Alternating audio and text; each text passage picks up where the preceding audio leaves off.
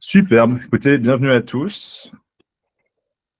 Donc, je vous présente tous les 2, enfin, je vous présente, donc à tous, Raphaël Croquefer et Cyril Grand-Clément, enseignants à l'université. L'objectif de cette, réunion, c'est un peu de, vous présenter comment fonctionne la licence de droit et comment vous allez être noté, c'est à quoi il faut s'attendre et comment un peu, lever les incertitudes, les doutes, éviter les erreurs et progresser au long de l'année. Je partage mon écran.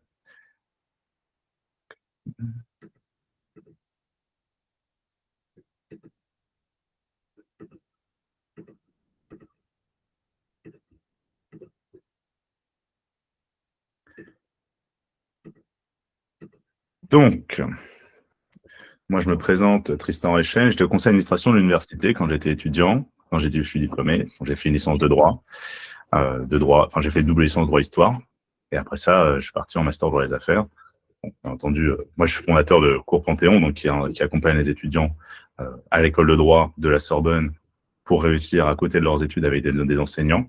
Étant donné que l'université est tout de même très vaste. Vous arrivez, il y a 500 étudiants dans un amphithéâtre, vous êtes 30, voire 40 dans les TD. L'objectif, là, c'est aussi que nous, on vous accompagne de façon un peu plus particulière, un peu plus personnelle. Donc, je mets ça de côté.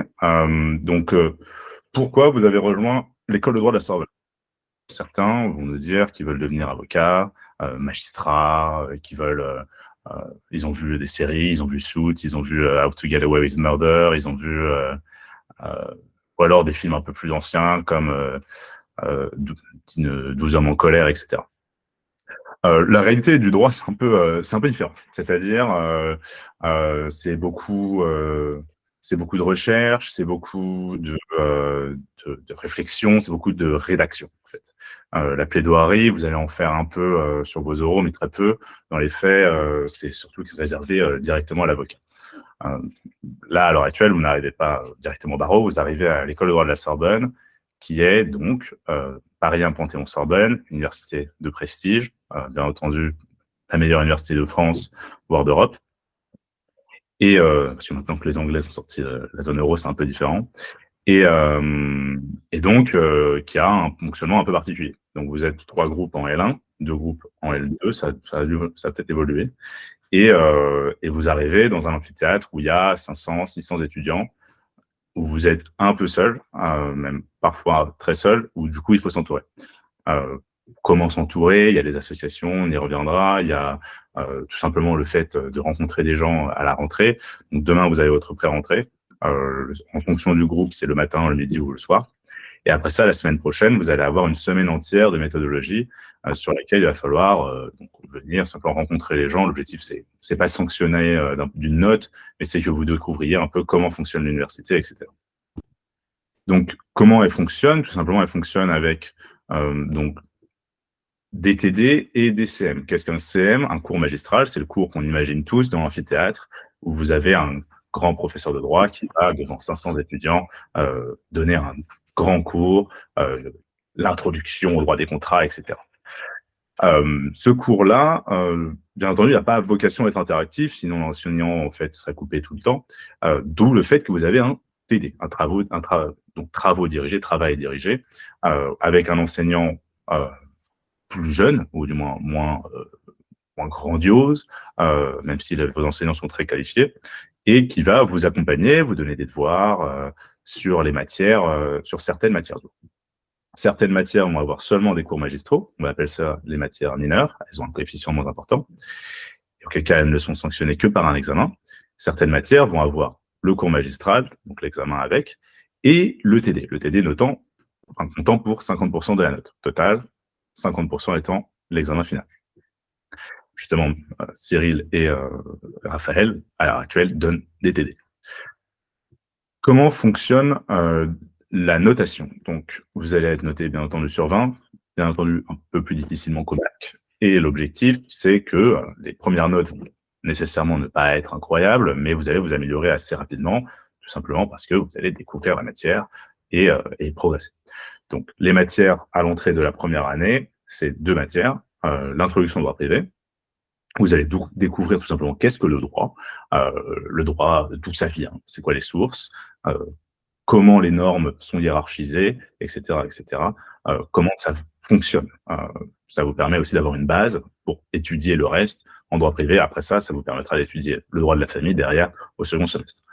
Sur toute l'année, en droit constitutionnel, vous allez étudier, premièrement, d'où vient la Constitution française, quelles sont les implications et comment, comment elle régit l'État, comment l'État est structuré, quelle organisation, et cetera, et cetera. Je laisserai tout à l'heure Raphaël revenir sur le droit constitutionnel puisqu'il a enseigné la matière. En L2, vous allez avoir le droit administratif d'un côté et le droit des obligations de l'autre, qui sont encore des matières. Pour le coup, en L2, c'est vraiment le niveau monte pour une raison simple, c'est que c'est les matières du barreau. Donc, vous allez avoir des notes avec différents coefficients, des coefficients plus importants sur les matières majeures, donc droit constitutionnel, introduction historique au droit, qui est du coup l'histoire du droit, et droit privé. Et après ça, des notes sur les mineurs qui n'ont pas de TD, mais qui vont être d'un coefficient plus faible aussi. L'objectif, très honnêtement, sur les mineurs, vous allez avoir plus facilement des meilleures notes pour une raison simple, c'est que c'est beaucoup des questions de cours. L'examen ne dure qu'1 heure, la plupart du temps. Et donc, si vous connaissez votre cours, globalement, il n'y a pas de surprise magistrale. Sur l'examen de majeur, l'examen dure 3 heures. Pour le coup, c'est un examen qui est plus complexe. C'est-à-dire, il a souvent 2 formes. En première année, parfois, il y a des questions de cours, ou du moins un commentaire un peu guidé. C'est-à-dire qu'on va vous poser des questions sur un arrêt et vous allez devoir donner votre avis, etc. Souvent, il y a de la dissertation. En histoire du droit et en droit constitutionnel, en tous les cas, vous allez avoir un commentaire de texte ou une dissertation. C'est-à-dire, exactement comme vous aviez en histoire, ou en français parfois, au bac, c'est tout simplement, vous allez avoir un texte qu'il va falloir commenter par rapport à vos connaissances, ou une dissertation qu'il va falloir commenter, enfin un sujet de dissertation sur lequel il va falloir développer. Pourquoi faire toutes ces études? Toutes ces matières se compensent entre elles. C'est-à-dire que l'objectif, c'est que, typiquement, si vous avez 8 en droit constitutionnel, mais 12 en introduction en droit privé, vous avez 10 de moyenne. L'objectif de l'année, c'est d'avoir 10 de moyenne. À la fin de l'année, donc, si vous avez 10 de moyenne, vous passez à l'année d'après. Sinon, vous allez au rattrapage, parce qu'il y a une deuxième session d'examen qui est en juin. Là, les examens vont avoir lieu en janvier pour le premier semestre, en mai pour le deuxième semestre, et les examens de rattrapage, donc en juin. Et vous refaites, en fait, en juin sur les sessions de rattrapage, si vous n'avez pas encore validé l'année, les matières sur lesquelles vous n'avez pas encore eu 10. Quel cas, si vous validez au rattrapage, vous passez à l'année supérieure. Si vous validez pas, il y a toujours à peu près, il y a des moyens de valider. Il y a un système qui s'appelle l'AJAC, l'ajournement, où si vous avez validé un premier semestre ou un deuxième semestre, par exemple, vous allez passer à l'année supérieure et devoir tout de même passer aussi l'autre premier semestre ou deuxième semestre de L1, celui que vous n'avez pas validé. Malheureusement, c'est un système qu'on conseille rarement, étant donné que ça fait qu'en deuxième année, vous avez une myriade de matières à réviser. Une fois que vous avez fini la licence, comment ça se passe? C'est-à-dire, vos notes de L3, premier semestre, parce que le deuxième semestre n'est pas comptabilisé dans la sélection, et de L2, moins de L1, vont compter pour une sélection en master. Avant, la sélection était entre le master 1 et le master 2. Maintenant, la sélection est à la fin de la licence. L'objectif, bien entendu, pour vous, c'est de rentrer dans un master à l'école de droit. De la Sorbonne, potentiellement à la SAS, qui est un peu un équivalent, et certains à Sciences Po. Bien entendu, le droit ouvre d'autres débouchés. Ceux qui veulent peuvent partir directement dans le monde du travail. C'est peu conseillé. C'est-à-dire, ils peuvent faire juriste, ils peuvent faire le concours de greffe, etc., etc. Dans les faits, beaucoup soit se réorientent vers les écoles de commerce, dans quel cas il faut passer un examen qui s'appelle le TAJMAJ et un examen d'anglais obligatoire, le TOEIC ou le TOEFL, et les autres, l'écrasante majorité, vont en droit et donc se préparent avec un master pour passer le barreau qui est accessible à partir du master 1, mais qui doit être obtenu avec un master 2. Comment ça fonctionne à l'université? Vos enseignants de travaux dirigés vont vous mettre, je regarde juste s'il n'y a pas des nouveaux participants. Oui. Donc, vos enseignants, vous avez un environnement numérique de travail sur lequel, normalement, vous recevez déjà vos mails avec votre webmail, etc. Dessus, il y a un onglet dossier étudiant sur lequel vous allez avoir vos notes, vos dates d'examen, et cetera. Et il y a beaucoup d'outils. Donc vous allez avoir Domino qui est pour la recherche, pour aller chercher dans les bases de données. Vous allez avoir l'annuaire pour si vous avez contacté quelqu'un, et cetera. Et vous allez avoir l'EPI qui est en fait votre classe virtuelle. C'est-à-dire, votre enseignant va mettre toutes les données dont vous avez besoin sur l'EPI, c'est-à-dire les exercices, si vous devez rendre un travail, potentiellement, il faudra le rendre sur l'EPI, etc., etc. S'il veut vous donner du cours en plus, ce sera sur l'EPI. La plaquette de TD avec tous les exercices de l'année sera sur l'EPI. L'EPI, l'objectif, c'est vraiment que vous ayez tout sur toutes vos matières, triées par matière, sur l'EPI. Pour s'inscrire sur l'EPI. Donc, il faut faire les inscriptions pédagogiques. Normalement, vous êtes déjà inscrit administrativement. Si vous ne l'avez pas fait, je vous encourage à le faire. Les inscriptions pédagogiques, tout simplement, vous allez choisir parmi tous les TD typiquement de droit constitutionnel, un TD avec un horaire et un enseignant. Bien entendu, souvent, on essaie de prendre des horaires qui sont réalistes, c'est-à-dire que si vous êtes lève tard, vous ne prenez pas un horaire à 8 heures. Mais donc, l'objectif, c'est que vous allez vous inscrire, et là, pour le coup, il faut être rapide. Donc, petit conseil, déjà, notez tous les TD que vous voulez déjà en amont, et au moment de l'ouverture, soyez parmi les premiers. Pour une raison simple, c'est que disons que tout le monde veut un peu les mêmes TD, et à la fin, si vous arrivez ne serait-ce que 2 heures en retard, vous allez avoir les TD qui restent, c'est-à-dire très peu de TD. Tout le monde arrive directement au début. Les inscriptions aussi en sport, en langue, etc. se font à une autre date que vous allez recevoir par mail sur réserve à sport et réserve à langue. C'est un peu différent. Alors, à l'école de droit, vous allez dans tous les cas avoir anglais juridique ou espagnol juridique, dans tous les cas, vous devez choisir. Mais vous pouvez prendre des bonus, c'est-à-dire si vous avez 20 au bonus, vous gagnez 0,5 sur la moyenne, possibilité d'en prendre jusqu'à 2. Si vous avez 15 et 15, vous avez 0,5 dans la moyenne. Tous les points au-dessus de 10, en fait, sont comptés dans la moyenne, mais si vous n'avez pas la moyenne, ça ne vous fait pas perdre de points. Les bonus, il y en a 3 types. Donc, vous avez le sport. Donc, vous avez, pareil, sur les inscriptions en sport, allez le plus vite possible parce que toute l'université a les inscriptions en sport en commun. Donc, il faut être les premiers parce qu'après ça, typiquement, il y a certains sports qui partent en 5 minutes. Je pense au volley, aux arts martiaux, etc. Il faut vraiment aller vite. C'est beaucoup retrouvé dans ce genre de situation à prendre un sport qu'on n'aime pas spécialement, alors que simplement parce qu'il n'y a pas énormément de place. Les inscriptions en langue, pareil. Vous allez prendre les TD qui restent, sinon. Donc, vous pouvez prendre une langue étrangère L3, enfin une LV2 ou 3, quoi, en plus, qui va compter comme bonus. Et après ça, vous avez un bonus théâtre et un bonus photographie, qui sont des bonus culturels. Donc, vous avez ces 2 types de bonus, sport, langue et culture, et un 3e bonus sur l'engagement associatif.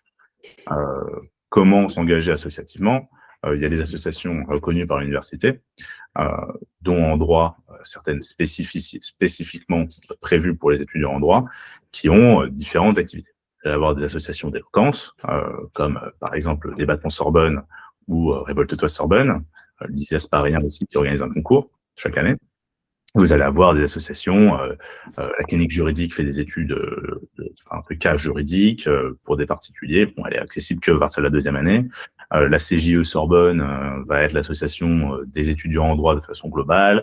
Vous allez avoir Sorbonne Junior Conseil qui va être l'association qui donne du conseil aux entreprises, etc., etc. Vous allez avoir Copain qui est l'association d'entraide, etc. Vous avez un panel en fait d'associations sur lesquelles vous pouvez vous engager. Si vous avez un emploi, ça compte aussi.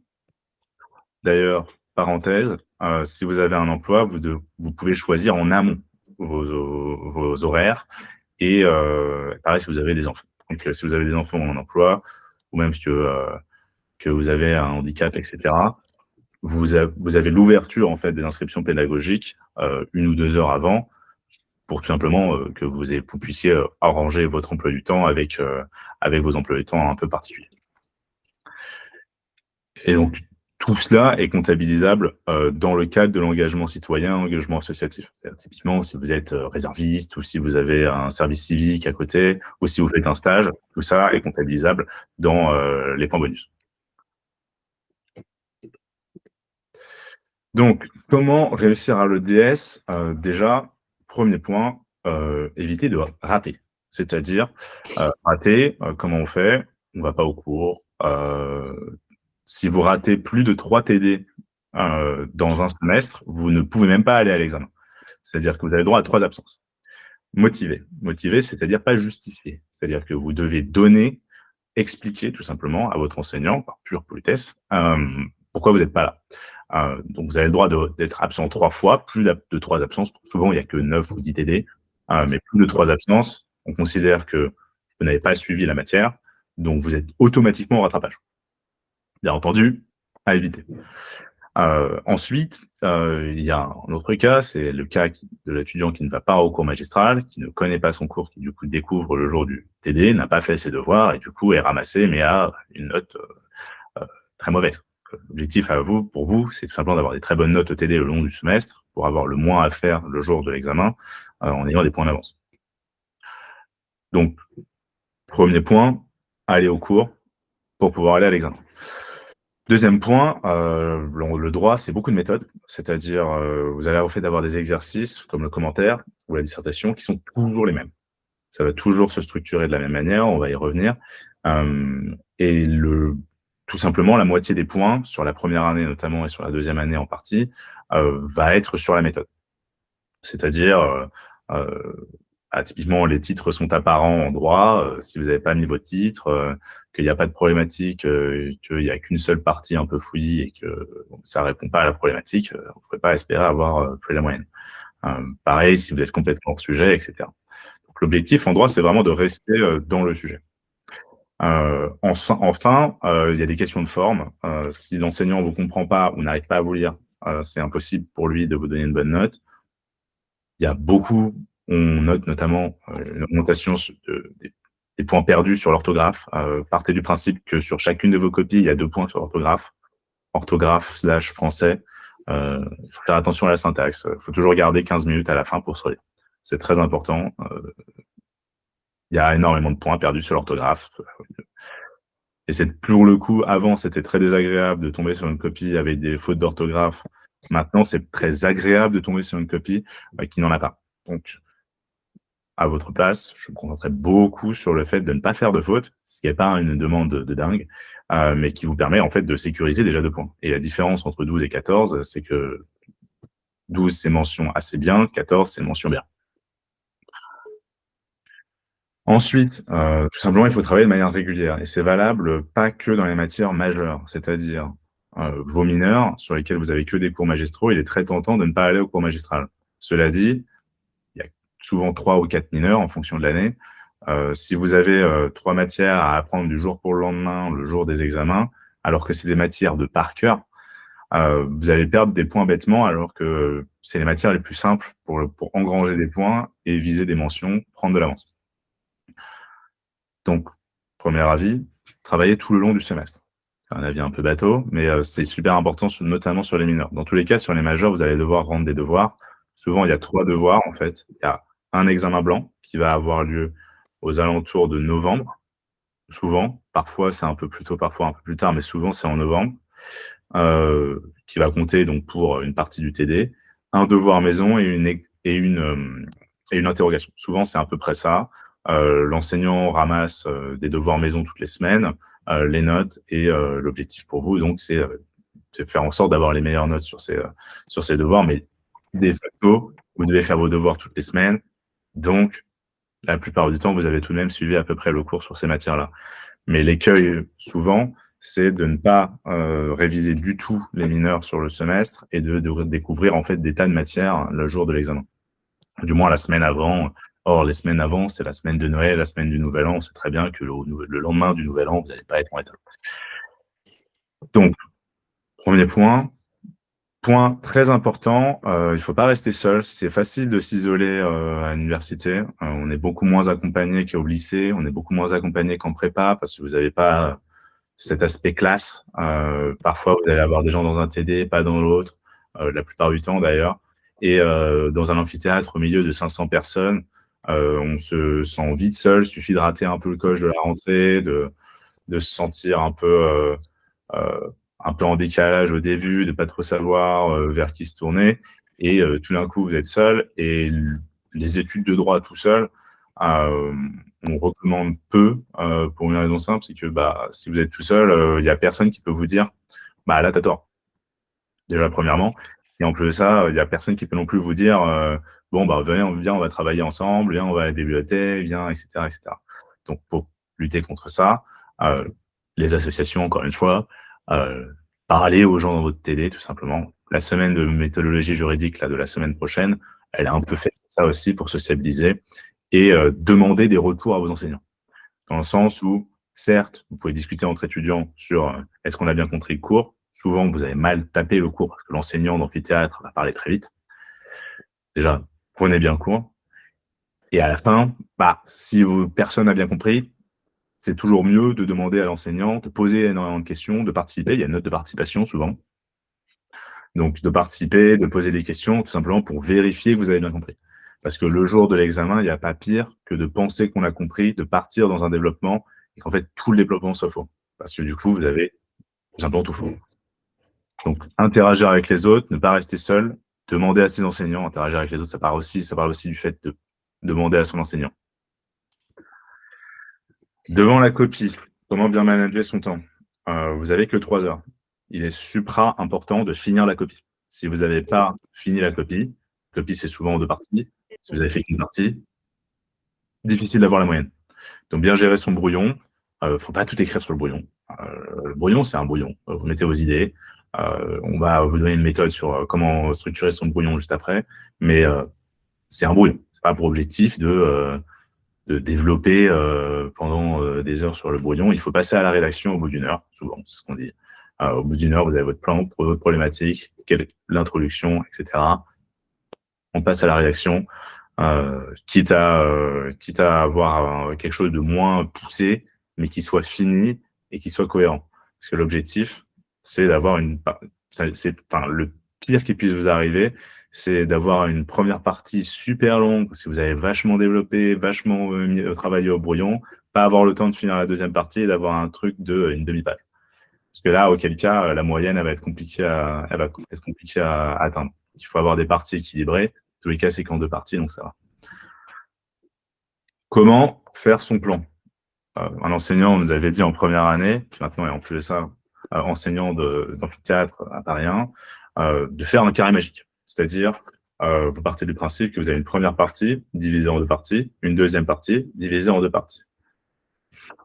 Bon, je pars de mon développement, j'ai une problématique, comment j'y réponds? J'y réponds avec 1 et 2 qui se découpent à chaque fois en 2. Je mets mes idées. Cette idée-là, elle irait plus là, elle ressemble plus à ça, etc. Vous groupez au fur et à mesure en 4. Dans tous les cas, vos parties, entre guillemets, peu importe tant que le contenu y est. Tant que c'est cohérent, j'entends. C'est-à-dire qu'au fur et à mesure, s'il y a des trucs qui doivent bouger de cases, et là, vous les bougez de cases. Donc, vous avez souvent 2 idées par sous-partie. Donc, 1A, 2 idées. Vous faites idée, texte, quel est l'article du Code civil, l'article de la Constitution, les décisions, etc. Exemple, voilà comment ça pourrait être mis en place. Je te demanderai à l'enseignant tout à l'heure de faire des exemples potentiellement et donner les références. Dans tel arrêt, le juge a délibéré de la même manière. Vous groupez ça. Vous voyez qu'il y a 15 idées dans le 1B et qu'il y en a une dans le 2B. Peut-être qu'il y a des choses qui doivent être bougées.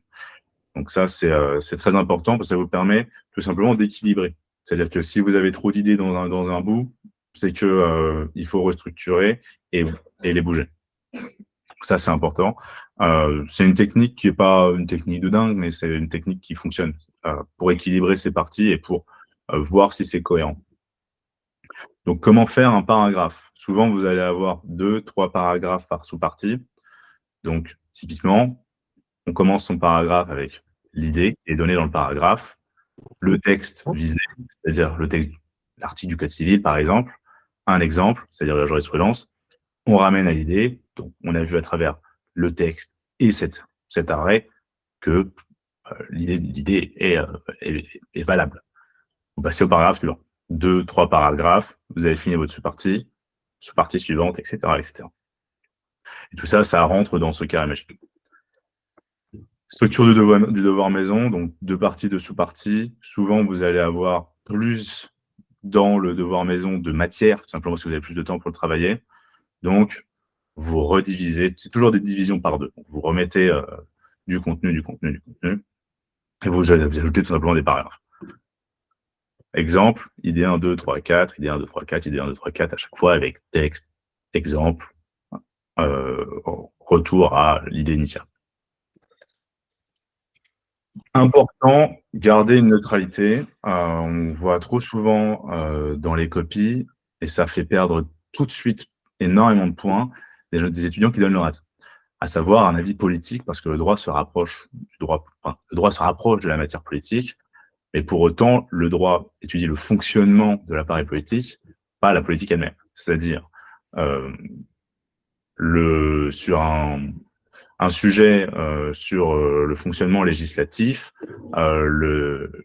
l'étudiant qui va dire les réformes polémiques passées au 49.3 par le gouvernement Borne va directement perdre des points. Alors que l'étudiant qui va dire l'outil législatif du 49.3 questionné dans son aspect démocratique, bon, c'est neutre. Donc ça, c'est un premier point. Il faut toujours rester neutre. Partez du principe que vous faites une explication, pas une déclamation. L'objectif, c'est pas d'impressionner, c'est juste d'expliquer.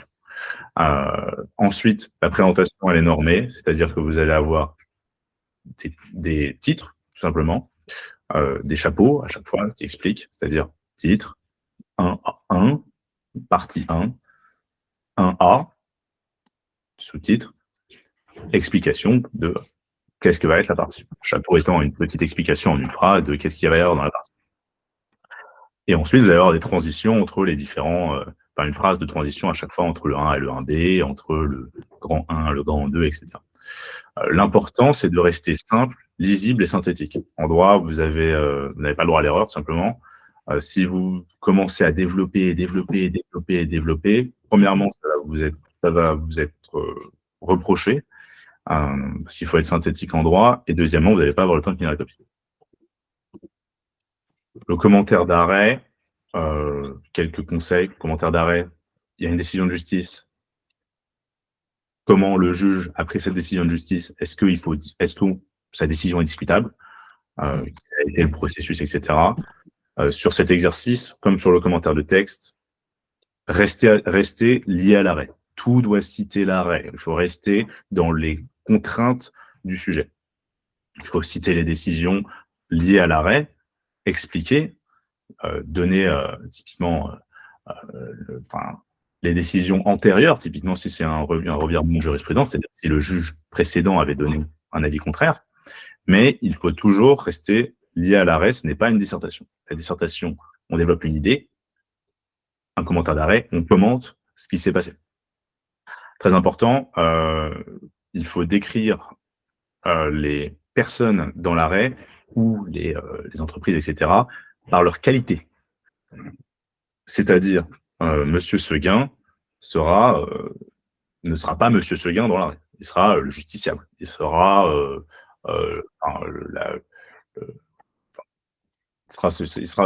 la personne qui pourvoit appel. Il sera le menuisier, peu importe. Mais il faut rester. On ne peut pas mettre le nom des personnes. Il faut toujours revenir à cette forme de neutralité. Dissertation, en contrepartie, vous avez plus de liberté. D'où le fait qu'il faut nuancer son propos et ne pas être trop dogmatique, c'est-à-dire donner un avis tranché, c'est ça et c'est pas autrement. Il faut toujours citer aussi les autres avis. Pareil, pas de jugement de valeur, ça revient par rapport au point précédent, et bien analyser le sens des termes. Un sujet, le président face au Premier ministre, le président de la République face au Premier ministre, n'est pas le même sujet que le président et le Premier ministre. C'est-à-dire, face au Premier ministre, c'est une confrontation entre les deux positions, donc liée à la Constitution, bien sûr, Et le Premier ministre, ça a un aspect de collaboration. Donc, vous n'allez pas faire le même développement, ça va pas fonctionner. Donc, c'est très important, notamment les mots de liaison. Au niveau rédaction, bon, des points vagues, enfin larges, les chiffres sont dans toutes lettres, les dates, il n'y a pas de 0, c'est pas 09 mai, c'est 9 mai. On est en droit français, donc c'est monsieur M. Point, pas Mister. Et les mots de liaison, c'est très important. C'est-à-dire simplement enfin, en effet, effectivement, en l'espèce, tous les mots de liaison qui permettent de fluidifier en fait la lecture. Pareil, pas de point d'exclamation, rester précis, pas de futur. Et ça me permet de rebondir sur nous, comment on accompagne les étudiants. Donc, je vais en profiter pour peut-être donner la parole aux enseignants avant, donner un peu leur ressenti, peut-être donner des conseils aussi, expliquer comment eux pensent que les étudiants pourront mieux réussir. Peut-être Cyril, quelques conseils en tant que correcteur, en tant qu'enseignant, sur qu'est-ce que devraient faire les étudiants euh, pour, euh, pour avoir des meilleures notes, pour mieux vivre à l'université aussi. D'accord. Merci Tristan. Donc bonjour à tous. J'ai été ATER à Paris 1, spécialisé dans le droit des affaires. Je donne des cours en droit fiscal, je fais des cours dans le droit des biens. Et je suis actuellement vice-président de l'université du littoral Côte d'Opale, dans le nord de la France. Donc, je vais vous résumer. Donc, ce qu'a dit M. Reichen est parfaitement exact, mais je vous dirai deux autres points qu'a oublié Tristan. Le premier, en plus de l'orthographe, qui est quand même très important, des fois je saigne, faites attention au E, E, R. Ne vous trompez pas, c'est rien de chose. Je le tue pour moins que ça. Enfin, pour la copie, je rassure, hein, je ne tue personne. Mais déjà, il y a ça. Deuxième point aussi, la qualité de votre graphie. Ce n'est pas parce qu'aujourd'hui on écrit tout ça à l'ordinateur qu'il faut faire des lettres qui ne sont pas belles. Vous faites des belles lettres, bien rondes. On reconnaît bien les A, les E, les I, les U, les V. Enfin, je ne vais pas tous les faire parce qu'on pourrait faire de l'alphabet. Mais de grâce, on est là pour vous lire, on n'est pas là pour vous deviner. Si on ne vous lit pas, on ne vous note pas. Comme expliquait Tristan avec son carré magique, j'insisterai, nous on parle soit de sourcils, soit il faut qu'il soit la même hauteur, que ça soit la même forme, pour reprendre les expressions de notre directrice de pôle agrégée des universités.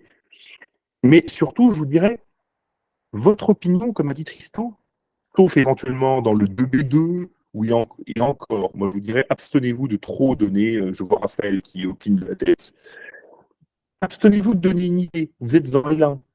Vous prenez les idées des gens qui sont avant vous. À la rigueur, une citation de quelqu'un en disant, par exemple, Monsieur François Mitterrand, président de la République, dans son livre Appel, disait Monsieur Chirac, président de la République, ancien communiste, disait. Autre chose importante, ne confondez pas les termes. La loi dispose, le contrat stipule. Vous nous faites l'inverse, ça ne passera pas du tout. Autre point important, je vous dirais, ce qui est quasiment le plus important, n'essayez pas de donner une réponse. On a été élève avant. On voit quand vous mentez ou quand vous ne savez pas. Je déteste rien de plus que corriger une copie qui fait 4 pages quand on entend quelqu'un qui est toujours en principe « Ah oui, mais il y a ceci, mais il y a cela. » À la fin, je dis un mot tout simple, c'est « accouche ». Qu'est-ce que tu as à me dire? Et si tu n'as rien à me dire, limite, contentez-vous d'une réponse très simple. Parce que si vous nous sortez un pavé pour qu'il y ait 0 dedans, quand on va lire la suite, on n'aura pas envie. En résumé, nous, une copie, on en a combien? Moi, j'en ai 200 j'ai par lot 200 copies à corriger.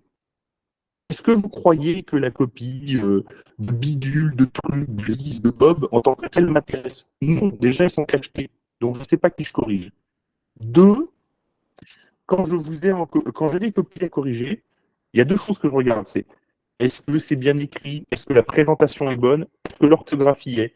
Ensuite, je vais regarder votre plan. Est-ce qu'il est apparent? Si vous préférez, je vous fais la copie dans le sens inverse.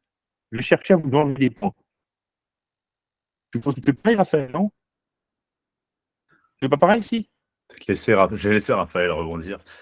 Peut-être le laisser en place. Comme je disais, avant de laisser la parole à Raphaël et de voir m'en aller, parce que d'autres réunions, la réunion de rentrée a lieu aujourd'hui dans mon université, donc pour rejoindre mes collègues, je dirais une chose toute simple. Quand vous faites une copie, dites-vous que vous êtes face à des gens qui en ont des masses à corriger. Et le plus important pour eux, c'est de voir si vous avez compris. Donc, n'essayez pas de nous inventer un arrêt. On peut tous utiliser Gifrance ou les autres plateformes. Ne mentez pas. Et autre chose, vous avez la chance, vous connaissez très bien Tristan, vous connaissez très bien Harry. Suivez une méthode, c'est bête et méchant. Si vous suivez la méthode, vous ne pouvez pas avoir de grosses gamelles. Bon, évidemment, vous n'aurez pas 20. Mais déjà, celui qui dit qu'il a 20 endroits, je n'ai jamais vu ça de ma vie. Mais si vous faites le minimum, vous faites un bon plan, vous faites une bonne présentation. Je n'ai jamais eu moins 7 à quelqu'un qui a respecté les cadres. Donc déjà, vous évitez la gamelle. Si en plus, vous êtes capable de nous mettre 3 à 4 arrêts, c'est-à-dire vous avez fait le truc, vous avez mis 3 à 4 arrêts, vous nous avez été capable d'apporter c'était quoi la force de cet arrêt, est-ce que c'est attendu, pas attendu, est-ce que ça renverse le jurisprudence pour eux. Si vous êtes capable de nous faire ça, le 12, le 13, le 14, allez, soyons heureux, le 15, si la copie est très bien écrite, c'est possible. Donc, faites attention à ça. Et dernier point, pour reprendre ce que disait Tristan, le bonus sport, qui vous paraît sans doute peut-être idiot, mais si vous n'êtes pas dans une bonne santé physique, vous n'arriverez pas à faire du droit. C'est un marathon. À la fin, vous aurez tous des lunettes, ça c'est une garantie, quasiment. Mais si vous n'avez pas la forme, vous arrêterez l'année. Il faut du muscle. Et pour entraîner le cerveau, il faut être en bonne santé physique. Voilà. Je te rends la parole, Tristan, et je te prie de m'excuser pour la suite. Pas de souci. Courage. Laisser Raphaël rebondir un peu. Raphaël, en plus, enseigne en L1. Il a accompagné l'année dernière les licences 1 avec nous. Et peut-être peut aussi essayer de présenter un peu c'est quoi les attentes quand on arrive en première année, un peu qu'est-ce qu'on devrait faire. Tu n'as pas ton micro, Raphaël. Pardon, merci Tristan, je suis d'accord avec ce que tu as dit initialement et puis je suis également d'accord avec ce qu'a dit Cyril sur les aspects méthodologiques, de méthode et aussi les aspects plus substantiels. Alors d'abord pour me présenter, j'ai été comme Cyril à TER à Paris en droit public. J'enseigne encore cette année à l'université. Et je termine une thèse en droit public portant sur l'administration en réseau. Alors, ce qu'on attend des étudiants de première année, c'est d'abord l'acquisition de la méthodologie des différents exercices juridiques. C'est vrai que ça, c'est le b.a.-ba, si je puis dire. Alors, il y a, je pense, plusieurs aspects à prendre en compte. Et comme l'a dit Tristan, c'est d'apprendre voilà, son cours magistral, de bien se concentrer sur le cours qui est dispensé par votre professeur de cours magistral et de le comprendre. Voilà. L'apprentissage par cœur n'est pas toujours une réussite et c'est ce qu'on peut voir dans les copies puisque généralement l'un des écueils les plus importants, c'est la récitation de cours. Voilà, donc notamment, je prends la dissertation juridique. Faites attention à ne pas réciter votre cours. Mais ça a été rappelé initialement. Voilà. Alors, bien apprendre son cours magistral, le comprendre et surtout s'entraîner régulièrement. Voilà. Ne pas hésiter à s'entraîner et là, vous avez aussi le loisir avec cette prépa, d'augmenter en fait cette capacité d'entraînement. Donc ça, c'est super. Surtout, ce qu'il faut aussi, c'est ne pas oublier de bien comprendre que le droit, c'est une analyse juridique qu'on attend de vous. Hein. De bien distinguer le fait et le droit, de bien distinguer notion et régime, principe, exception. Voilà, ça, c'est des choses que vous allez voir sous différents aspects tout au long de votre cursus. Voilà. Ce que je peux vous dire davantage, c'est que, par exemple, pour avoir commencé l'enseignement avec le droit constitutionnel, ce qu'on s'aperçoit, c'est que les étudiants qui réussissent vont vraiment formaliser une analyse juridique, une démonstration juridique. Et aussi, l'un des aspects les plus importants, je reprends l'exercice phare de la dissertation, c'est l'introduction. L'introduction, souvent, c'est vraiment la pièce maîtresse de cet exercice, parce que l'introduction arrive à cette problématisation du sujet. Elle permet, une bonne introduction permet vraiment de problématiser le sujet et d'arriver à une vraie démonstration. Voilà. Donc il faudra vraiment faire attention quand vous vous entraînerez et quand vous composerez. Voilà. Voilà, qu'est-ce que je pourrais vous dire d'autre? Ne négligez pas l'apprentissage régulier. Voilà, ça c'est vraiment important. N'attendez pas la fin du semestre pour vous y mettre. Voilà. Est-ce que Tristan, tu as d'autres choses à... Je pense. Non, alors le premier point encore une fois, c'est le fait d'interagir avec vos enseignants. La problématique que nous, on rencontre, enfin, du moins qui a fait qu'on a créé cet institut, c'est tout simplement que vous êtes 35 devant l'enseignant, que lui a probablement plusieurs classes en fait de télé, et que tout simplement, il n'a pas forcément le temps pour vous accompagner. Donc, c'est pour ça qu'on a créé à l'heure actuelle cet accompagnement avec des enseignants comme Raphaël, pour en fait vous aider à comprendre mieux à côté des cours, avec des cours additionnels, avec de l'accompagnement, avec tout ce qui vous permet en fait de réussir. Donc, nous, déjà, vous devez avoir reçu dans le mail précédent, on vous a fait tout un guide de rentrée et de méthodologie pour que vous ayez à chaque fois quelque chose de simple en fait vers lequel vous retournez. C'est-à-dire si vous avez une question méthodologique, vous allez directement dessus. Paragraphe dissertation, paragraphe commentaire, et simplement ça va être précisé dessus. Ensuite, sur la partie guide de rentrée, vous allez avoir plein de contacts en fait de la scolarité, de les adresses des restos universitaires, les adresses autour du campus, etc., etc. L'objectif de ces outils, c'est tout simplement que vous puissiez vous porter dessus pour arriver sereinement à l'université. Ensuite, nous, ce qu'on recommande, c'est tout simplement de se faire accompagner. On s'est rendu compte que le cours particulier à proprement parler avait souvent comme écueil d'avoir tout simplement beaucoup d'enseignants qui ne sont pas complètement qualifiés, qui n'enseignent pas à l'université, qui ne savent pas exactement les attentes. Et en plus de ça, ça coûte particulièrement cher. Donc, c'est pour ça que nous, on a monté aussi cette préparation qui a pour objectif de vous mettre en classe, c'est-à-dire vous allez être 10, potentiellement 15, dans la même classe, à être accompagné chaque semaine, à rendre des copies, à être accompagné sur des examens blancs, à être accompagné sur la compréhension du cours, ou à vous donner des fiches, ou à vous donner tout un tas d'outils, avec pour objectif de vous faire monter en niveau progressivement, notamment sur la rédaction, sur l'orthographe, sur la méthode, etc. Donc ça, c'est un peu nous, le constat qu'on fait, c'est qu'à l'heure actuelle, un enseignant en cours particulier, ça va coûter 50 € de l'heure. Et on s'est posé la question de comment tout simplement abaisser ce prix, et tout simplement on vous a mis en classe. Donc ça fonctionne. L'année dernière, on a eu des excellents résultats. Tous les étudiants ont validé leur année. À l'heure actuelle, la difficulté à l'école de droit, c'est tout simplement que vous allez être 30 à 40% à ne pas valider l'année, alors que beaucoup ont pour envie de faire du droit.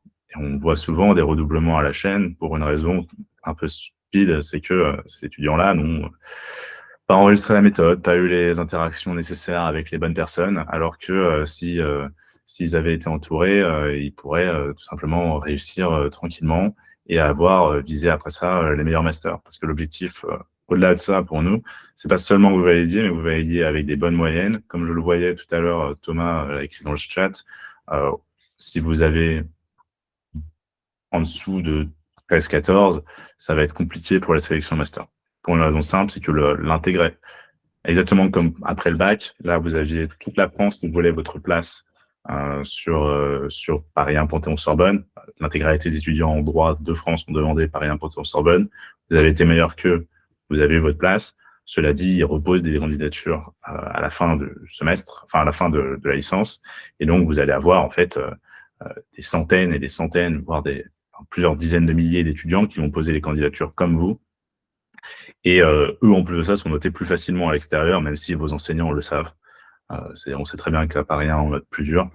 Mais au-delà de ça, tout simplement, s'ils ont 18 à la fac de Nantes ou de Cergy, dès que vous avez 11, ça va être compliqué de passer devant eux sur la sélection. Donc ça, c'est un peu le point magistral, c'est que si vous n'avez pas des bonnes notes au lieu d'avoir les notes pour valider, avoir un master, ça va être compliqué. On a vu énormément d'étudiants qui n'avaient pas de master, qui se sont retrouvés après la licence à faire une année blanche. Et après ça, en plus de ça, après une année blanche, c'est encore plus compliqué d'avoir un master. Et là, c'est le cercle un peu maudit. Donc nous, notre accompagnement a pour cet objectif-là, donc concret, de vous faire avoir des bonnes notes. L'objectif, en fait, là, c'est de viser la mention plus que de viser la validation. Nous, on considère que quoi qu'il arrive, vous allez valider si on vous accompagne.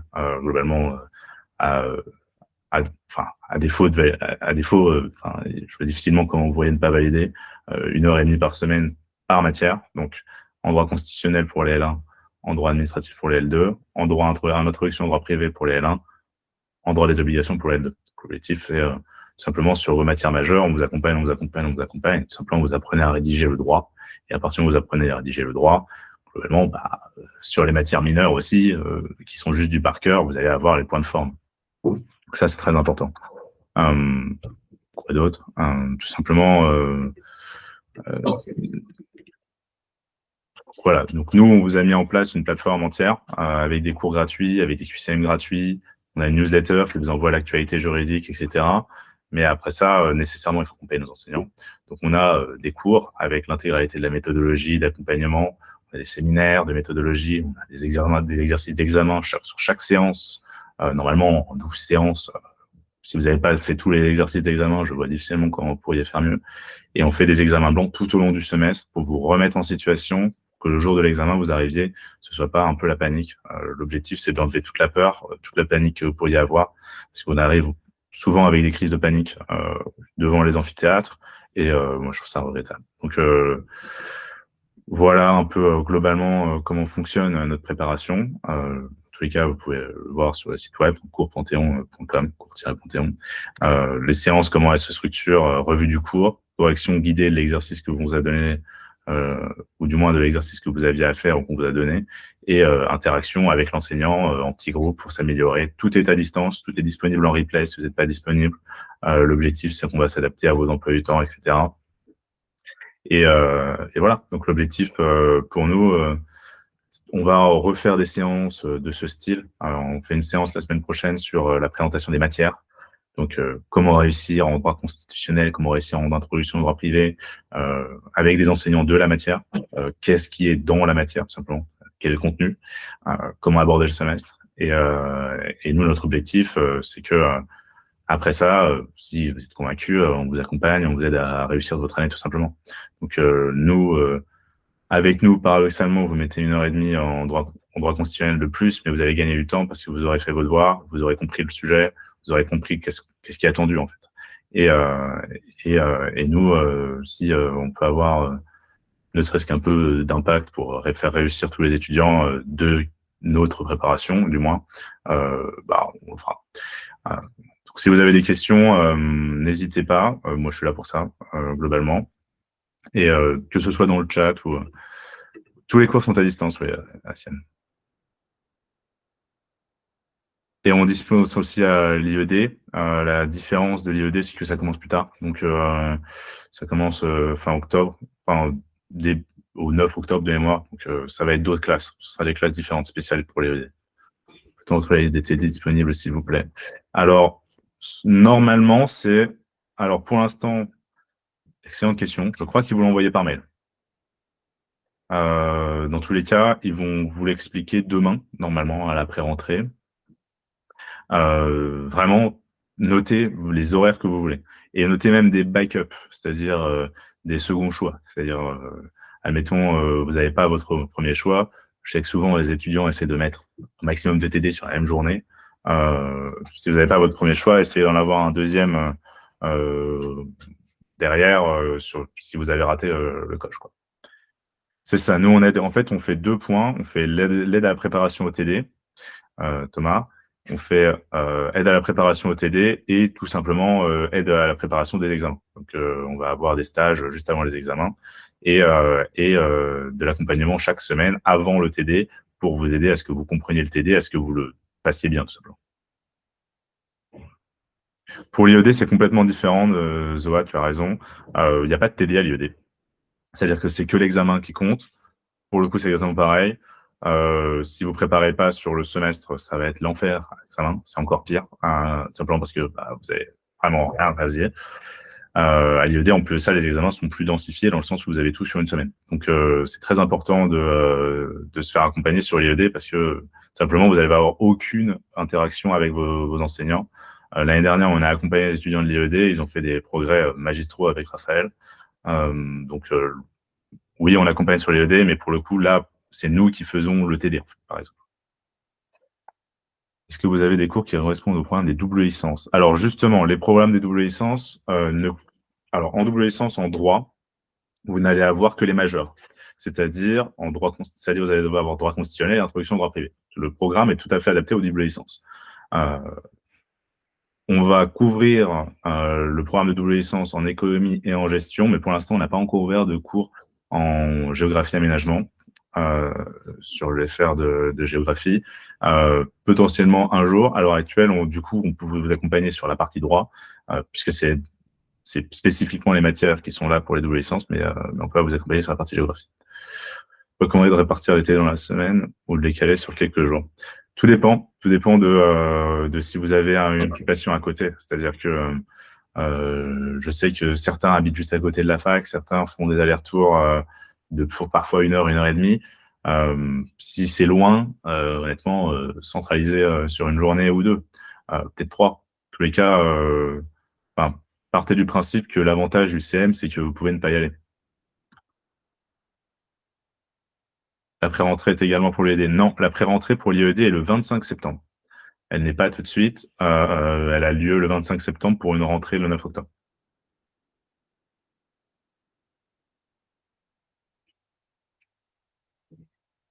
N'hésitez pas si vous avez des questions. C'est un nombre de pages minimum recommandé pour l'exercice juridique. Alors, qu'est-ce que tu en penses, toi, Raphaël? Alors, moi, je dirais que une bonne copie, ça commence à 4 pages, ça finit à 7 pages. Au-delà, c'est trop. En dessous, c'est pas assez.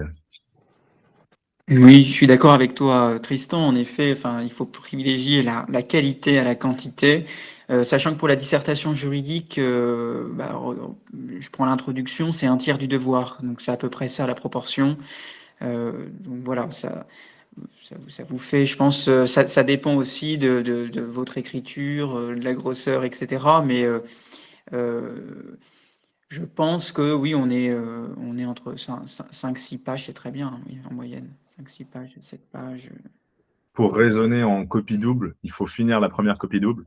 La deuxième, en fonction de la taille de votre écriture, ça peut être plus ou moins long. Alors, les TD durent 1 heure et demie, en général. Même pas en général, ils durent 1 heure et demie. Parfois 2 heures, ça dépend. Mais la plupart du temps, c'est 1 heure et demie. Nous, on couvre aussi en 1 heure et demie. Est-ce qu'il y a un nombre de pages? Et pour revenir sur ce que disait Raphaël, souvent l'introduction va prendre 1/3, ou peut-être un peu moins d'1/3. Et après ça, l'objectif, c'est, moi, ce que je recommande souvent, c'est que votre introduction fasse 1 page, 1 page et demie, et qu'après ça, vous ayez 1 page par sous-partie, parce que vous avez 4 sous-parties. Comme ça, vous êtes sûr que c'est équilibré. Auquel cas, vous avez, si vous faites 2 pages sur votre première sous-partie, vous pouvez vous commencer à vous dire, peut-être que c'est un peu déséquilibré parce que ça veut dire que je vais en faire 8, quoi. Encore une fois, 2 parties, 2 sous-parties, donc 4 sous-parties. Ils ont besoin du code civil lors de la semaine de méthodologie. Vous n'avez pas besoin du code civil. Cela dit, il va être vite utile. Donc, achetez le dernier code civil, quoi qu'il arrive. Il y a un monopole sur l'édition juridique, donc ça va être souvent Dalloz ou LexisNexis. Moi, je recommande souvent le Dalloz. Pareil, on fera une conférence sur l'utilisation du code civil. Il y a beaucoup de choses qui sont directement dans le code civil. Il faut chose très importante pour les examens en droit privé, stabiloté sur le code civil, les arrêts importants, les articles importants. pour pouvoir directement vous retrouver. Donc oui, le code civil, très important d'en acheter un, c'est pas pressant. Je crois qu'ils vont vous faire un petit point sur l'utilisation du code civil. On reviendra dessus nous aussi. Là, pendant la semaine, mais c'est pas obligatoire de l'avoir. Dans tous les cas, la semaine n'est pas, enfin, elle est obligatoire, mais elle n'est pas notée. Donc, pas trop de stress. Je suis étonné parce que les présentations concernaient principalement les L1, mais il n'y avait pas beaucoup de L2. Alors, on a aussi des classes en L2. Le seul truc, c'est que les L2, du coup, il y a une partie qu'on avait l'année dernière. Là, il se trouve qu'il y avait beaucoup de L1. C'est pour ça que j'ai posé la question en amont. Mais on fonctionne exactement pareil pour les L2. C'est-à-dire droit des contrats et droit des obligations, contrats et droit administratif. Ça va fonctionner exactement pareil. On va faire une présentation aussi des matières de L2 la semaine prochaine. On vous enverra par mail. Quoi d'autre oui, on fonctionne exactement pareil en L2. Tous les cas, en L2, c'est un peu plus différent. C'est-à-dire qu'en première année, l'objectif, c'est de découvrir le droit. En L2, la méthodologie, c'est inévitable de la comprendre. Si vous n'avez pas la méthodologie, vous allez juste jamais valider. Donc, la L2 est très méthodologique. Et vu que c'est des matières du barreau, on monte vraiment d'un cran d'un point de vue difficulté. Pour l'ensemble, c'est que l'objectif de la première année, c'est de découvrir, c'est d'intégrer un peu à peu près comment on fait une dissertation, comment on fait un commentaire. En L2, on considère que c'est intégré, et auquel cas, vraiment, là, ça commence à se corser. Simplement parce qu'en droit administratif, vous allez avoir énormément d'arrêts à apprendre. En droit des contrats, c'est des matières aussi qui sont plus denses. Je ne sais pas si tu confirmes, Raphaël, d'ailleurs. Mais... Je confirme tout à fait. Je vais devoir vous quitter. Pas de souci. Si c'est pas OCM, comment peut-on avoir le cours? Alors, il y a des drives, souvent, de promotion. C'est-à-dire, vous allez avoir 500 personnes dans le groupe 1. Vous pouvez partir du principe qu'il y a quelqu'un qui va prendre le cours. Nous, on va vous faire des fiches de cours avec tous les points importants, du moins les points qu'il faut mémoriser. Attention, ça ne se substitue pas au cours de l'enseignant, dans le sens où l'enseignant va avoir, lui, sa doctrine, c'est-à-dire son approche du droit, et ses exemples, ses points un peu spécifiques, et il s'attend à ça à les retrouver. Donc, déjà, vous avez 2 points, le drive souvent, les cours de l'année d'avant, qui souvent sont du coup sur le drive de l'année d'avant, mais les associations vont vous les repartager à mon avis. Et nous, dans tous les cas, on va vous mettre à disposition des fiches pour réviser. Est-ce que vous conseillez plutôt un cahier ou un ordinateur pour prendre des notes? Il y a 2 écoles. Moi, je conseille plutôt l'ordinateur pour une raison simple, c'est que vous pouvez reprendre la présentation, réécrire sur le cahier, c'est quand même beaucoup plus compliqué. Souvent, dans l'amphithéâtre, on voit beaucoup d'ordinateurs, mais il y a 2 écoles. Il y a des gens qui préfèrent prendre des notes à l'écrit, en partie parce qu'ils mémorisent mieux. Tout dépend de la façon dont vous mémorisez aussi. Il y a des étudiants qui mémorisent pas par l'ouïe, auquel cas aller au cours magistral va être peut-être un peu moins productif que de lire le PDF. Il y a des étudiants, par contre, qui mémorisent en écrivant, auquel cas, peut-être qu'écrire à la main, mais tout dépend aussi de votre vitesse d'écriture. Si vous écrivez lentement, peut-être que l'ordi est plus intéressant. L'ordinateur, l'avantage, c'est qu'on peut aller un peu plus vite. L'enseignant parle très vite, donc tout dépend. Est-ce que cette présentation est enregistrée? Oui, on va vous renvoyer le replay. Quantité de travail dans les langues en bonus est téléchargée. Alors, en bonus, ça fonctionne par niveau. C'est-à-dire, ça va de 1 à 6, 6 étant bilingue, mais vous pouvez commencer une matière, une langue totalement il y a du sumérien antique à l'université. Donc, si vous voulez prendre du sumérien antique en option, vous pouvez. Cela dit, vous pouvez aussi prendre de l'allemand, de l'espagnol, de l'anglais si vous avez pris espagnol en première langue, etc. Ou allemand en première langue. Donc, tout dépend. Nécessairement, si vous prenez en anglais 1, c'est-à-dire que vous avez jamais fait comme si vous aviez jamais fait d'anglais, il est probable que vous ayez de bonnes notes sans trop de travail. Tout dépend en fait du niveau que vous voulez vous mettre. C'est-à-dire que si vous prenez anglais 1, cela dit au semestre d'après, vous serez un peu obligé de passer à anglais 2 parce que vous aurez une bonne note. Mais l'objectif, c'est tout simplement de vous faire progresser. Donc, y a pas, si je dois comparer, non, il n'y a pas une quantité de travail énorme en langue par rapport aux autres matières. Est-ce que vous conseillez plutôt? Donc, pour revenir sur les cahiers, tout dépend. Je sais que souvent, Ça dépend en fait si vous vous organisez entre vous. C'est-à-dire que si vous organisez entre vous, qu'il y en a un qui prend en note droit des obligations, un qui prend en note droit administratif, nécessairement, c'est mieux sur ordinateur parce que vous pouvez vous partager vos notes. Pareil, prendre en note les TD. Les TD, en fait, comment ils se structurent. Vous allez avoir un livret de TD avec des tas d'exercices, ou du moins des supports. Vous allez avoir tel texte, tel arrêt, etc. Et des exercices après ça sur le tout. Dans quel cas, l'avantage, c'est qu'en TD, vous allez avoir plein d'exemples. Et c'est important à retenir aussi, parce que c'est ce qu'attend votre enseignant. C'est votre enseignant qui a fait le livret de TD. Donc, tout dépend. Si vous, je sais qu'il y a beaucoup de gens, certains majors ont préféré avoir typiquement la majeure de mon année a préféré être totalement avec des cahiers. L'avantage d'écrire avec des cahiers, c'est aussi que disons que le jour de l'examen, vous n'êtes pas surpris de devoir écrire à la main. Vous écrivez déjà vite. Donc c'est à voir, c'est comme vous voulez. Est-ce qu'il y a d'autres questions? Je sais qu'il y a beaucoup de choses déjà.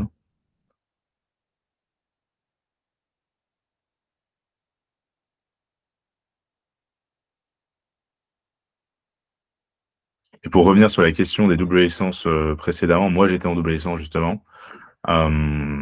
L'avantage des doubles licences, c'est que vous allez compenser entre droit et typiquement géographie. C'est-à-dire que si vous avez 15 ans droit et 5 ans géographie, peu de chance, mais 15 ans droit et 5 ans géographie, vous allez avoir 10 de moyenne. Pour autant, l'avantage aussi des doubles licences, c'est que vous allez avoir d'autres exemples un peu plus extérieurs, quoi. Donc voilà, globalement, sur les doubles licences, c'est vous gardez les matières majeures dans les deux licences. La difficulté, c'est que certaines matières ne n'auront pas été couvertes une fois arrivées en master. Pour autant, l'avantage, c'est que vous avez plus de matières diverses, quoi. Les doubles licences sont souvent assez appréciées. Souvent, ils ont un bon niveau en plus. S'il n'y a pas plus de questions, on va finir cette conférence. Ah, Diana, est-ce qu'en L2, vos préparations vont s'adapter au groupe auquel appartient l'étudiant? Si oui, combien d'étudiants avez-vous par groupe? Alors, ça va dépendre, en fait. C'est-à-dire que si on a beaucoup d'étudiants, on va faire des classes par groupe. Sinon, on sera agnostique du point de vue du groupe. Ça va dépendre. Je peux pas vous le dire à l'heure actuelle. Probablement qu'on va réunir les gens du même groupe dans chaque classe. Dans les faits, pour l'instant, ça dépend du nombre d'étudiants que vous êtes, quoi. Bien entendu, cela dit, le cours va être adapté aux différents groupes. C'est-à-dire que l'enseignant sera prévenu en amont et va dire, là, tel enseignant va attendre telle chose, tel enseignant va attendre telle chose. C'est pas une énorme difficulté côté l'enseignant. Quelles associations? Parce que les étudiants n'ont pas les mêmes fascicules pour les TD. Oui. Cela dit, l'objectif dans tous les cas pour nous, c'est pas forcément de vous aider à faire vos devoirs. C'est-à-dire qu'on va vous accompagner sur la correction de vos TD, à savoir là, peut-être que c'est pas le bon plan, etc. Mais l'objectif, c'est surtout que vous deveniez complètement indépendant et que vous puissiez les faire vous-même. Dans tous les cas, on va couvrir sur le semestre l'intégralité des sujets possibles. Vous savez, en droit administratif, certes, certains enseignants vont avoir plus tendance à utiliser la doctrine pour utiliser les arrêts. Dans les faits, c'est les mêmes décisions, quoi.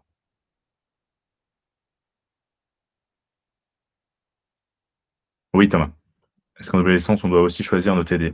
Non. Les TD en double licence sont fixes, c'est-à-dire, ça dépend de votre double licence, en fait. Mais vous allez avoir un groupe, en fait, avec un TD fixe. Souvent, ils s'enchaînent les deux. Un peu l'avantage, du moins en droit. Vous allez avoir typiquement droit constitutionnel et introduction au droit privé dans la foulée. Et vous êtes que entre double licence de votre double licence. C'est-à-dire, si vous êtes en droit histoire, moi je suis en droit histoire, vous allez avoir que les droits histoire dans votre TD. C'est pas vrai dans l'autre discipline. Typiquement en histoire, etc., vous allez avoir le droit de choisir votre TD, mais c'est vrai en droit. En droit, vous allez être entre vous. Pensez qu'il est préférable de faire un sport, une langue ou une association en bonus? En fait, vous pouvez faire les deux. C'est-à-dire que est-ce que je pense qu'il est préférable? L'avantage du sport, c'est que ça vous tient en forme. Les 3, en fait, vous permettent d'avoir aussi de rencontrer d'autres gens. Le sport, comme l'association, comme la langue, va être ouvert sur toute l'université. C'est-à-dire que vous allez pouvoir rencontrer des gens en économie, des gens en histoire, en sciences sociales, en philosophie, etc. Est-il possible de faire 2 sports? Oui et non. C'est-à-dire que si vous faites 2 sports, en fait, vous allez être avec tous les autres sur le premier sport. Le deuxième sport, en fait, la deuxième réservation, vous allez être en difficulté parce que vous allez passer après les autres. C'est-à-dire que l'enregistrement de vos premiers choix, après ça, il y aura plus beaucoup de TD de sport en parallèle. Cela étant dit, à côté de l'université, il y a une autre possibilité pour faire du sport, si vous voulez prendre du sport. Bon, ça ne donne pas de bonus, mais à l'ENS, leurs sessions sport sont ouvertes à tout le monde, et c'est à Ulm, et ils font énormément de sports différents, et c'est 150 € l'année. Pour ce qui est théâtre, c'est Réserve à Culture. C'est une plateforme, c'est toujours sur l'ENT pour le théâtre. Théâtre et photographie, c'est Réserve à Culture sur l'ENT. Pour revenir sur est-ce qu'il est préférable de faire un sport, une langue ou une association en bonus, moi, personnellement, j'aurais plus tendance à vous dire faites les deux. Faites un sport et mettez-vous dans une association. Dans tous les cas, au pire, si ça ne vous plaît pas dans l'association, vous pouvez toujours la quitter en rejoignant une autre, peu importe. Mais faites un sport. Et l'avantage, en fait, c'est que si vous avez 20 sur le sport, typiquement, vous avez plus 0,5 sur la moyenne. Mais si vous avez 15 sur le sport, ça vous fait 0,25. Et que vous avez 15 sur l'engagement associatif, ça vous fait 0,25 aussi. Pour autant, c'est maximisé à 0,5. C'est-à-dire que si vous avez 20 sur les deux, vous n'aurez que 0,5 de plus sur la moyenne. Et 0,5, c'est important, c'est beaucoup. Vous pouvez créer une association en étant à l'IED. Alors oui, vous pouvez créer une association. Vous pouvez en rejoindre aussi. Donc, à l'IED, vous avez accès à tout simplement tout l'environnement de l'université. Vous pouvez rejoindre les associations, vous pouvez créer une association pour qu'il faudra la déposer en préfecture, etc. C'est un processus et la faire reconnaître par l'université. Ça demande juste une lettre. Mais oui, vous pouvez créer une association, rejoindre une association directement depuis l'IED. Est-ce que je conseille des associations pour revenir sur le point précédent? Tout dépend de ce que vous recherchez. J'aurais tendance à vous dire d'aller dans les associations qui sont plus ancrées. C'est-à-dire des associations qui sont là depuis longtemps, où il y a beaucoup de membres. Pour l'ensemble, ça vous permet aussi de rencontrer des gens des années d'au-dessus et potentiellement d'autres horizons. Typiquement, le club des entrepreneurs de la Sorbonne, si vous êtes intéressé par l'entrepreneuriat et par le business, je recommanderais. Si vous êtes intéressé par l'humanitaire, il y a des associations sur l'humanitaire. Typiquement, vous êtes intéressé par la diplomatie, il y a l'association SONU, Sorbonne ONU, qui fait des simulation des Nations Unies. Donc, tout dépend vraiment de nous. Si vous nous demandez, oui, j'en connais les associations, je peux vous dire, mais il faut vraiment que vous me précisiez plus lesquelles, quelle typologie d'association vous recherchez. Pour vous faire un peu un panorama, donc Débattre en Sorbonne organise des conférences. Il y a eu Edward Snowden, il y a eu François Hollande, il y a eu énormément de monde. Tous les ans, il y a des grandes personnalités qui viennent. Ils organisent aussi des concours d'éloquence, etc. Quoi d'autre? SONU fait des simulations des Nations Unies.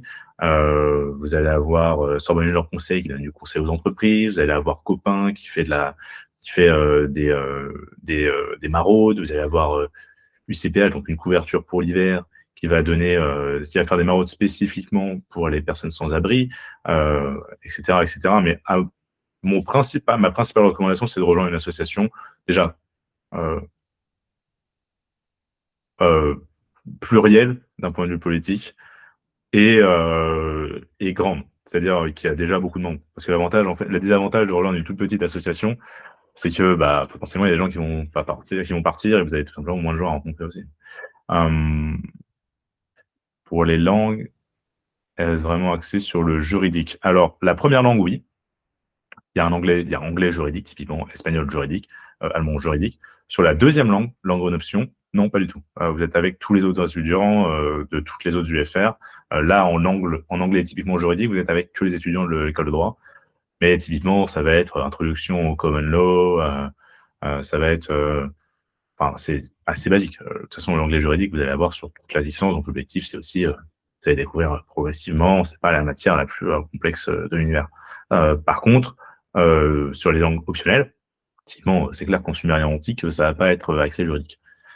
Sur toutes les langues d'ailleurs. Vous pouvez, tous les TD, en fait, sont des TD de langue pure pour apprendre à faire des langues. C'est-à-dire, typiquement, si vous commencez là, cette année, en niveau 1 en espagnol, que vous y connaissez rien, vous passez niveau 2 au deuxième semestre, deuxième année, niveau 3, niveau 4, niveau 5, niveau 6. Il y a possibilité de devenir bilingue. C'est un peu l'objectif. Est-ce que j'ai répondu de façon complète sur les associations, Anna? La répartition des groupes pour la pré-rentrée est faite selon notre nom, oui. Donc, les groupes 1, c'est les premières lettres de l'alphabet. Après ça, milieu de l'alphabet, groupe 2, et fin de l'alphabet, groupe 3.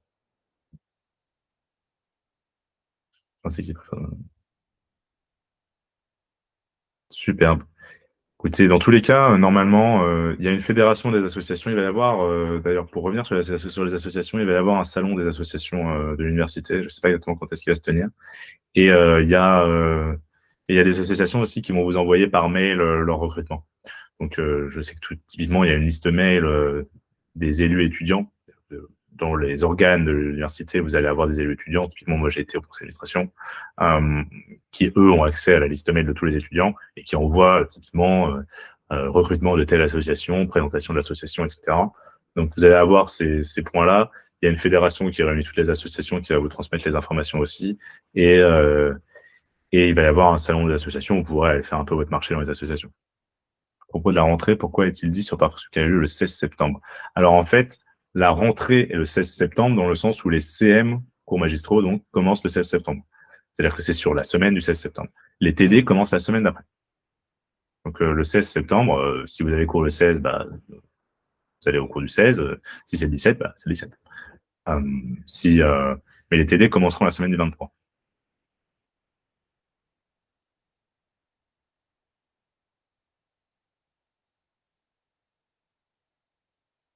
C'est-à-dire, il y a combien de TD par semaine? Alors, vous allez avoir un TD d'histoire du droit. Pour les L1 ou pour les L1, vous allez avoir histoire du droit, droit constitutionnel, introduction au droit privé et anglais. Ça fait 4 TD. Pour les doubles licences, vous allez avoir 2 TD, plus un TD de langue, et après ça, le nombre de TD de l'autre licence, c'est-à-dire souvent 2, donc 5.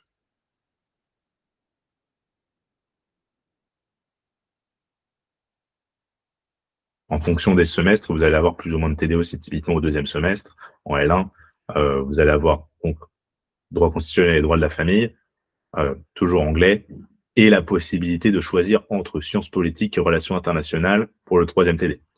Parfois, ça, en fonction des années et des semestres, il y a la possibilité de choisir entre certaines matières. Ça s'augmente notamment largement en L3. En L3, vous choisissez toutes vos matières. Et en L2, c'est tout de même un peu minimal. Mais en L3, normalement, en fait, on disparaît la question de telle matière sont majeures, telle matière sont mineures. Et vous avez le choix entre toutes les matières pour une raison simple, c'est que ça vous permet de vous spécialiser pour viser un master. Évidemment, si vous avez visé le master de droit public, vous allez prendre des matières de droit public. Si vous visez le master de droit privé, vous allez prendre les matières de droit privé.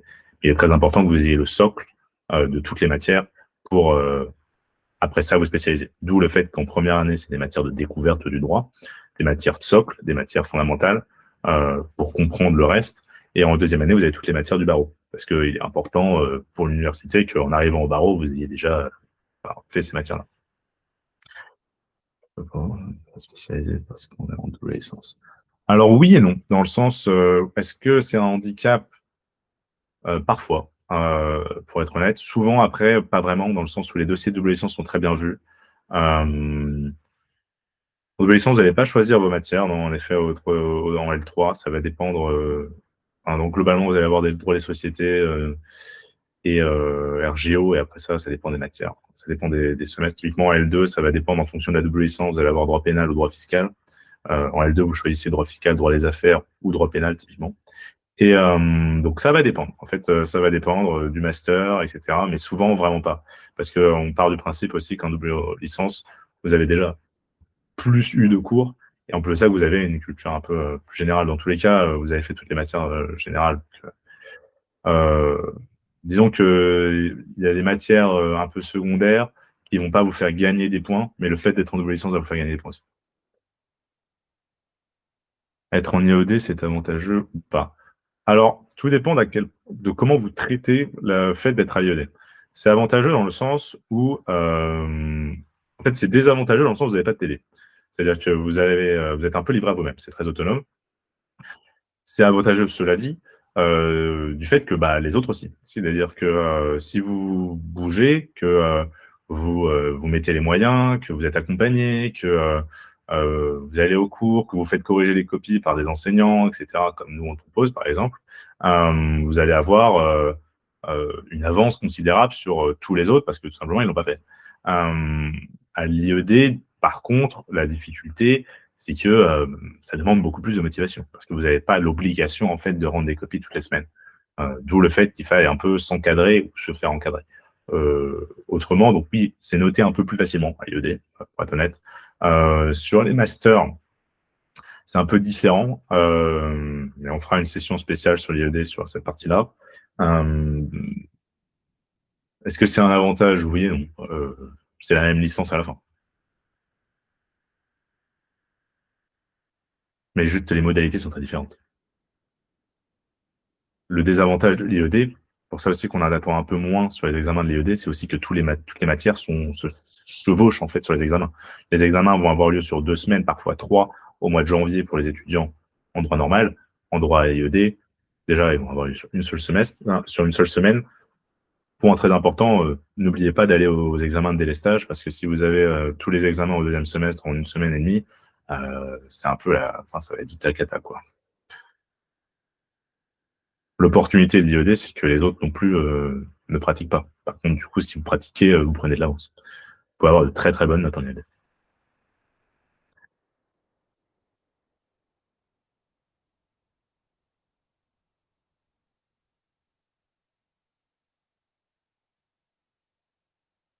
N'hésitez pas si vous avez d'autres questions, sinon on va clore ce live.